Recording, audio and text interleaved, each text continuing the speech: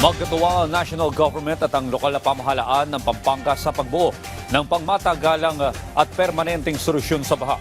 Makaraang malubog sa tubig baha ang halos buong Pampanga. Yan ang ulat ni Denise Osorio.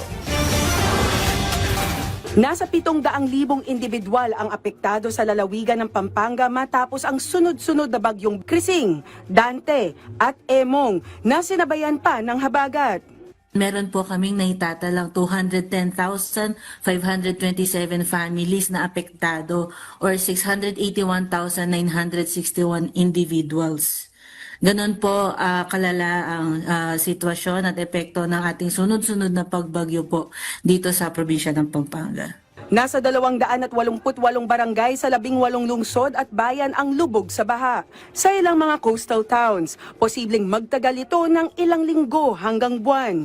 Patuloy ang pagtulong ng LGU sa mga evacuation centers, kabilang dito ang pagbibigay ng family food packs, hot meals, inuming tubig, gamot at pag-provide ng mga portalets. Meron po tayong provision dyan, hindi lamang po ng family food packs, kundi ng mga hot meals na agad po nilang makakain habang po nagsastay po sila sa evacuation centers at masiguro po natin na sila ay busog at malusog. Patuloy ang koordinasyon sa mga national agencies para sa suporta at long-term solution sa pagbaha sa probinsya. Nagkaroon na rin ng pagpupulong ang mga ehensya ng gobyerno para tutukan ang flood mitigation at infrastructure repair ng Pampanga River System. Sa Masantol, bagamat baha ang buong lugar, tuloy ang kabuhayan lalo na sa palengke. May mga nagbebenta ng gulay, isda, at kakanin sa gilid ng kalsadang mistulang ilog. Isa na rito si Joner na nagtitinda ng bigas at soft drinks kahit matumal ang benta. Sa ngayon, ma'am, bali, nihintay na lang namin talaga yung baha umupa para pagkaroon ulit ng maraming benta.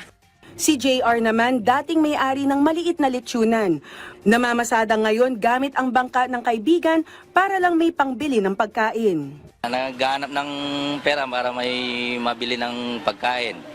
Kaya nasa labas ngayon. Wala na pong pambiling bigas, ganyan po.